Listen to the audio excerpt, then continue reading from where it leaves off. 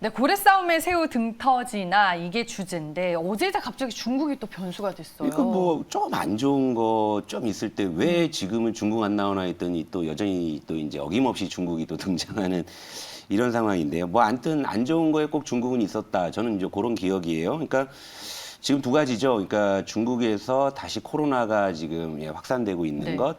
그리고 두 번째는 이번에 이제 우크라이나 전쟁에서 그 중국이 이제 러시아를 또 이제 뭐 또 어떻게 좀 지원한다라는 요런 이제 논란 때문에 이제 미국이 그럼 가만히 두지 않겠다라는 또 이제 제재 이슈. 이런 것 때문에 이제 어제 또 이제 중국이 또 등장하면서 미국, 러시아, 중국, 이제 우리나라를 둘러싼 주요 이제 이 열강들, 그러니까 이제 고래들이죠. 이제 고래 싸움에 또 이제 새우 등이 터지는 또 이제 이런 이제 시나리오로 가나 좀 걱정이 돼요. 그래서 이 부분을 좀 우리가 봐야 될 것 같고.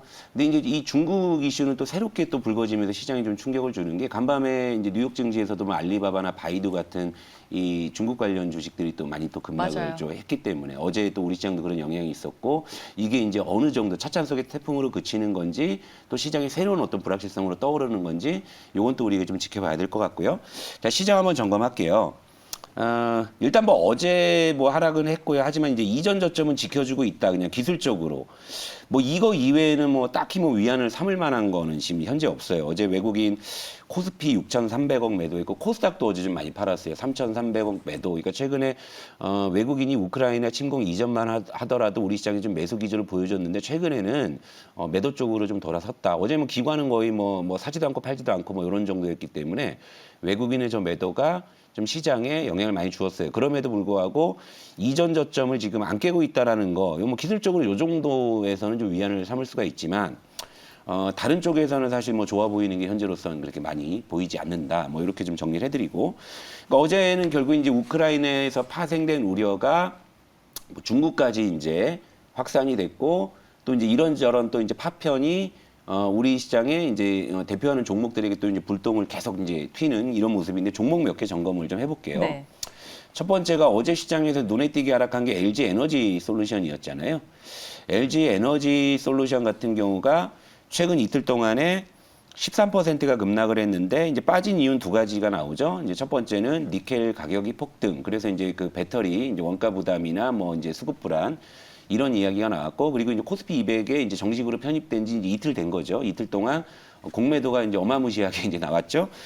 그런 거예요. 근데 사실 개인적으로 LG 에너지 솔루션은 뭐 저는 솔직히 정이 가는 종목은 아니에요. 뭐 솔직히 얘가 시장에 좋은 영향을 끼친 기억이 있나요? 근데 많은 투자자분들이 좀 그렇게 생각을 하시더라고요. 예, 그러니까 손을 안 대야 되는데, 네. 그러니까 이 주식으로 이제 재미 보는 사람들은 이 관계자들 그죠? 이 LG화학이나 LG 에너지 솔루션의 관계자들 아니면 공모주 받으신 분들 빼면은 사실 이 종목 건드려가지고 재미 보신 분들은 저는 안 계신다라고 보거든요. 그래서 저도 요건 좀 매수 의견을 저는 안 드리는 그런 쪽이었는데 이렇게 빠진다. 근데 뭐 이제 근데 이런 거죠. 그러니까 표면적으로 니켈 가격 뭐 얘기 나오고 공매도 얘기 나오지만 결국에 이제 고평가 아니겠는가 이런 거죠. 야 생각해 보세요.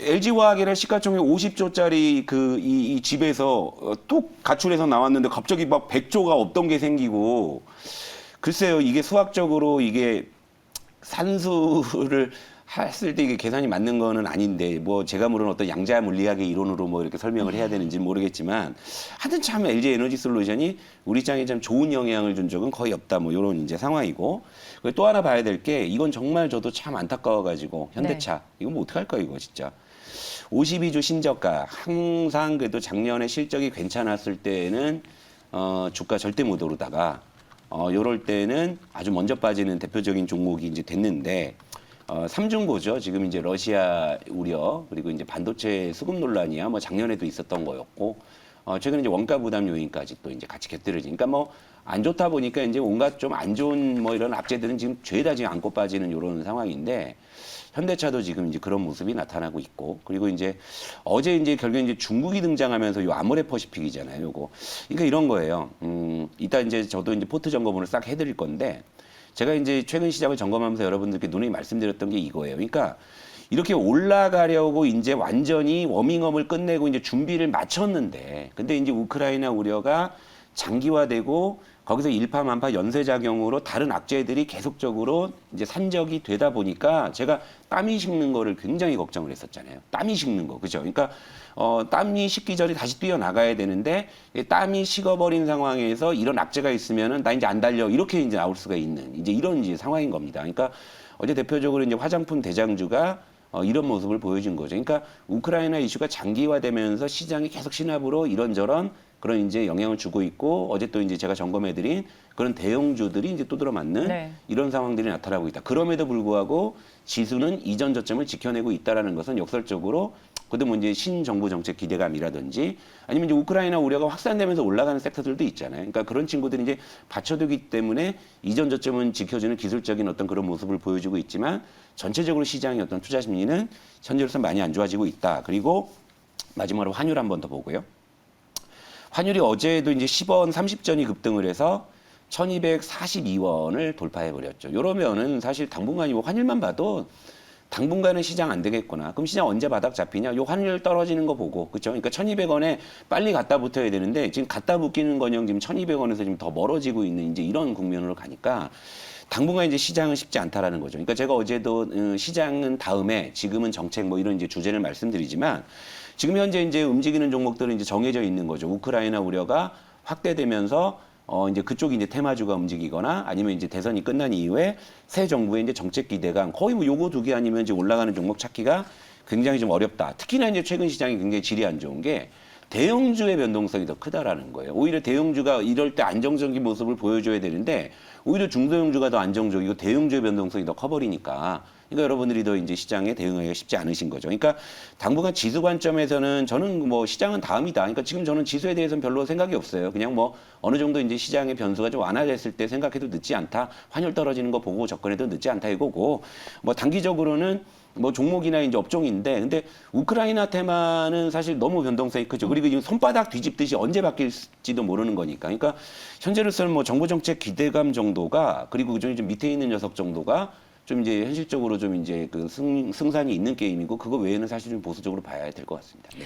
제가 뭐 앞선 코너에서 네. 시장이 참 쉽지 않다, 녹록지 않은 시장이다, 네. 호락호락하지 않다 뭐 이런 얘기를 좀 드렸었는데 그래도 우리 퍼스트 클래스 네. 포트에 있는 종목들은 시장 대비 선전하고 선박을 예, 하고 잘 있잖아요. 막아요. 요거 어제 요건- 하이로코리아도 네, 장중에 그렇죠. 목표가 도달했고 예, 맞습니다. 어제 그 유튜브 뭐 실시간으로 좀 종목 이것 좀 많이 해달라는 맞아요. 요청이 있으셔서 오늘 한번 그냥 싹 보고 예, 가는 게 좋을 것 같아요. 일단 정규 포트 먼저 현황 한번 보여드릴게요. 정규 포트는 지금 대체로 그대로 시장 대비해서 다 수익권을 유지하고 있습니다. 어제 코리아나가 어제 이제 아모레퍼시픽 급락에 좀 영향을 받아서 이제 소폭 손실로 전환을 뭐 했습니다만 어제 하이로코리아 같은 경우에는 장중에 이제 동시효과 직전까지도 목표가 위였어요. 근데 이제 종가로 이제 살짝 100원 내려와 가지고 그렇게 됐는데 일단 저런 모습이고 뭐 삼지전자, AP시스템도 뭐 요즘 시장에서 이제 수익권 유지하고 있는 이런 상황이고요.